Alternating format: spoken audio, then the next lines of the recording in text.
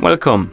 In front of me I have XIAOMI Smart Band 9 Pro and I'm gonna show you how to soft reset this smart band. Basically restart. First we need to wake up the screen on our smart band and you can do it by tapping on it. Once you wake up the screen you should see the current watch face, the home screen, and you can swipe up on the screen to open the menu. Now scroll through the menu and find the settings icon, and once you find it, tap on it.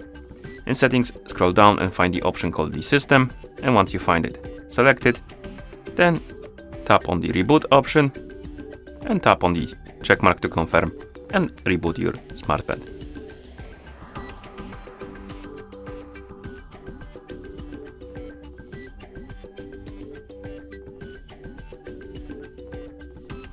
As you can see, we're back in the system, and that's how you soft reset this device. Thank you for watching. If you found this video helpful, please consider subscribing to our channel and leaving the like on the video.